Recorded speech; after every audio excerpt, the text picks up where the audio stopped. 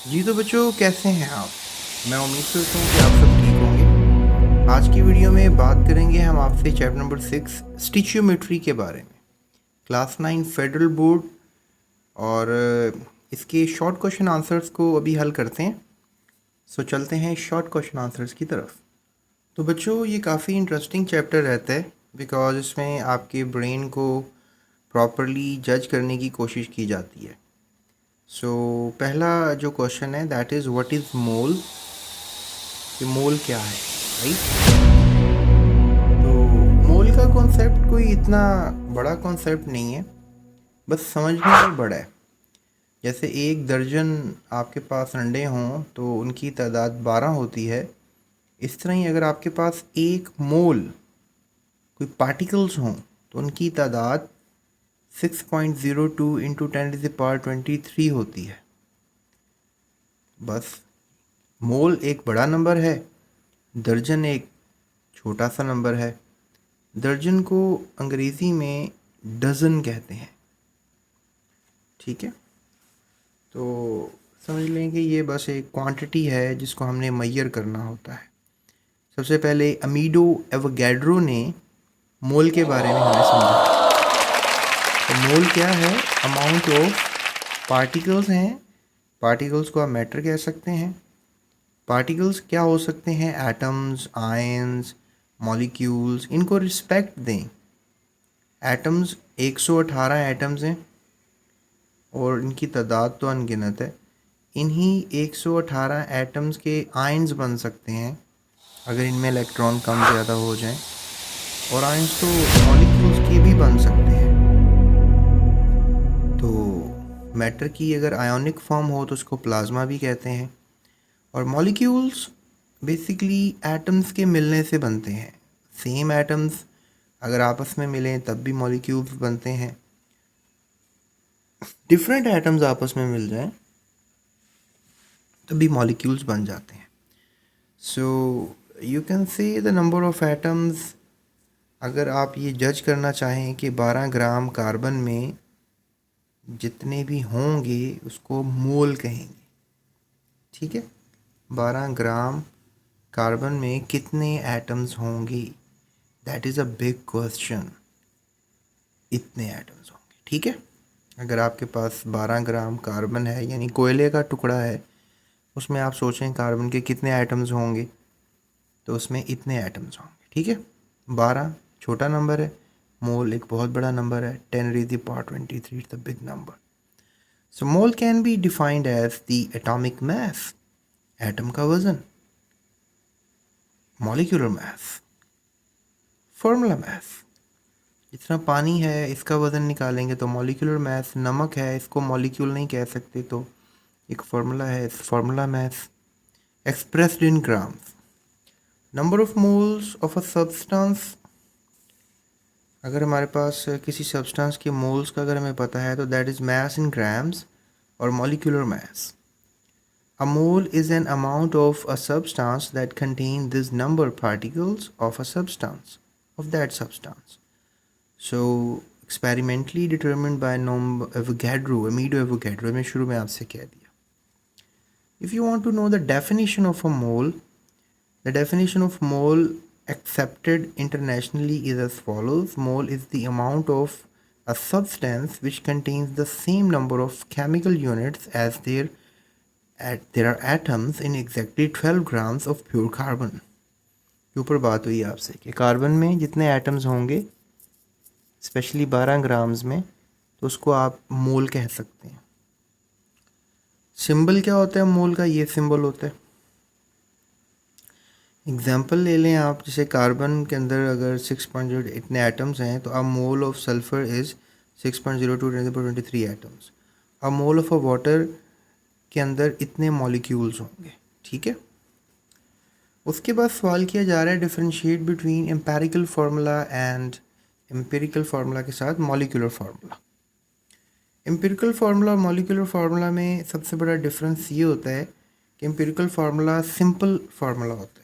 जैसे let me take an example of benzene.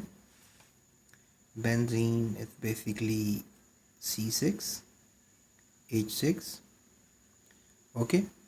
और इसी का अगर मैं लूँगा empirical formula, that is CH, क्योंकि 6:6 जो है वो 1 1 से जाएगा तो 1:1 आ जाएगा, दैट इज़ 1 1, 1:1।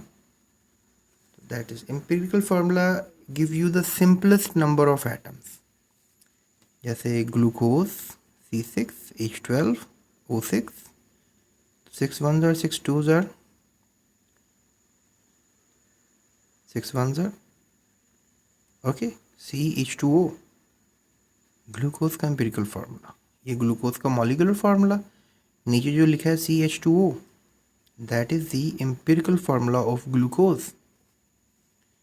तो क्या पढ़ेंगे इसको हम? The empirical formula of a compound, जो केमिकल फार्मूला है, सिंपलेस्ट होल नंबर रेशियो आपको नज़र आएगा, ये सिंपलेस्ट। इसमें आपको एग्जैक्ट नंबर ऑफ एटम्स का पता लगेगा कंपाउंड में। कंपाउंड है ना, ये बेंजीन एक कंपाउंड है। और formula represents the simple whole number ratio of atoms of element in a compound.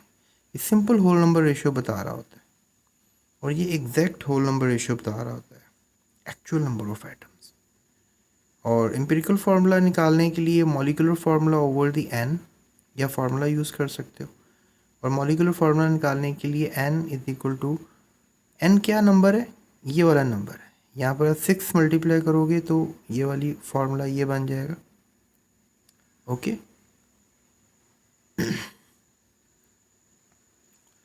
ठीक है, n क्या है? ये जो सिंपल। उसके बाद it is used for both molecular and ionic compound. इसको आप यूज़ कर सकते हैं एम्पिरिकल फार्मूला को मॉलिक्यूलर फार्मूला के लिए भी, आयनिक कंपाउंड के लिए भी।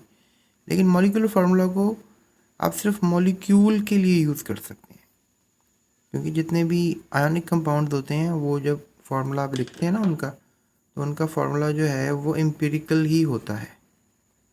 ठीक है, कैल्शियम क्लोराइड, सोडियम क्लोराइड, इनका फार्मूला एम्पिरिकल ही होता है।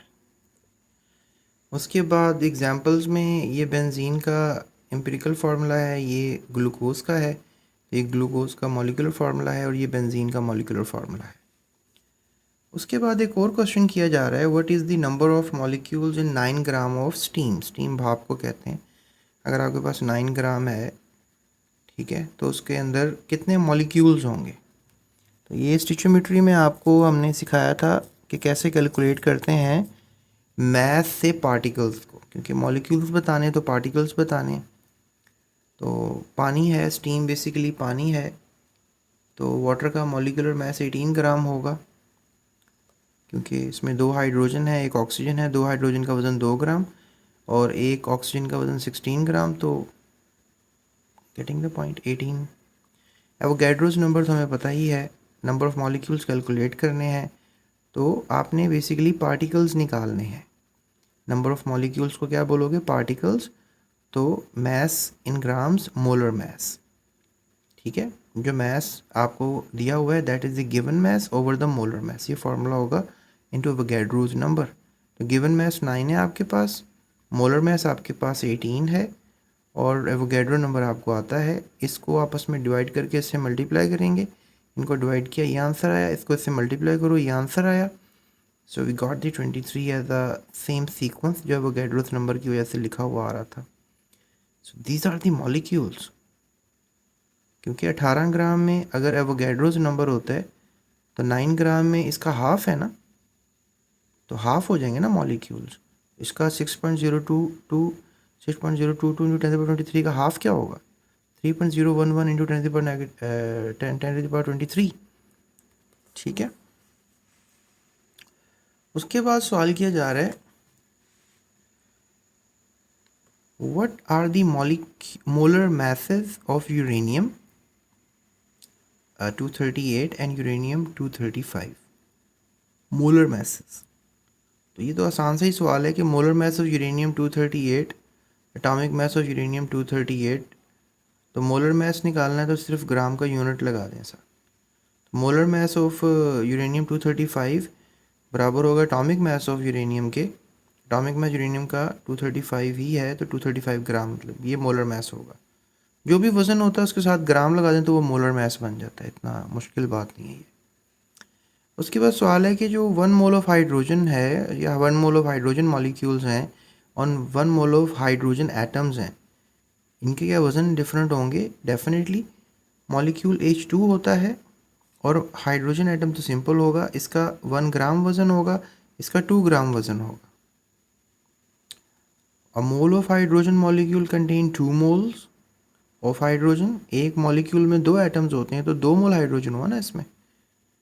Definitely thus 1 mole of hydrogen molecule का मतलब है दिस नंबर्स, तो उसको 2 से मल्टीप्लाई कर देते हैं, तो these are the number of hydrogen atoms in a molecule. Molecule में हाइड्रोजन के एटम्स डबल हो जाएंगे। 1 mole of hydrogen atoms means 6.02 ten the power into 10 the power 23। ये बस गलती हो गई, इसको ऊपर कर लें, 10 द पावर 23 हाइड्रोजन एटम्स। ठीक है, तो बस आपने ये याद रखना है। सो 1 mole of hydrogen atom has a mass of 1 ग्राम। ठीक है, while the 1 mole of hydrogen molecule has the mass of 2 ग्राम, जो मैंने आपको शुरू में बता दिया। This occurs because hydrogen molecule differ from hydrogen atoms. जब एटम्स इकट्ठे रह रहे हों तो दैट इज़ मॉलिक्यूल्स, और अकेले रह रहे हों तो that is atoms. So you can say the mass of 6.02 hydrogen molecule does not equal to the mass of 6.02। अब अगर आपके पास इतने हाइड्रोजन मॉलिक्यूल्स हैं तो उनका वज़न इतने हाइड्रोजन एटम्स के बराबर नहीं होगा, ये हमने ऊपर प्रूफ किया है। तो 1 mole of hydrogen atom is equal to 1 gram and 1 mole of hydrogen molecule is equal to 2 grams. ये हमारा कंक्लूजन है। ओके, सो आई होप आपको नज़र आ रहा होगा। सो ये थे हमारे शॉर्ट क्वेश्चन आंसर्स, थोड़े से टफ़ थे, ये क्वेश्चन स्पेशली टफ़ था। आप मेरा लेक्चर ज़रूर लीजिएगा, आप लिखिएगा एवोगैड्रोस नंबर या मोल स्पेस GS अकेडमी, मेरा कोर्स चैनल है और ये चैनल है GS केमिस्ट्री, इसको सब्सक्राइब लाजमी कीजिएगा। अपना ख्याल रखिएगा और इस चैनल का भी, और अपने दोस्तों के साथ लाजमी शेयर कीजिएगा। और डिस्क्रिप्शन में लिंक है, उसमें आपकी पूरी बुक की वीडियोज़ पड़ी हुई हैं, तो कोई भी वीडियो आप मुझसे देखकर समझ सकते हो। और इसके अलावा इस चैनल को सब्सक्राइब कर सकते हो, ये बिल्कुल फ्री ऑफ कॉस्ट होता है, क्योंकि जो भी मेहनत कर रहे होते हैं उसका सिला सिर्फ यही होता है कि सब्सक्राइब कर दें, एक अच्छा सा कमेंट कर दें, एंड आई होप अच्छा सा कमेंट करके जाएंगे आप। So that's it, thank you so much. Thank you for watching. GS Academy.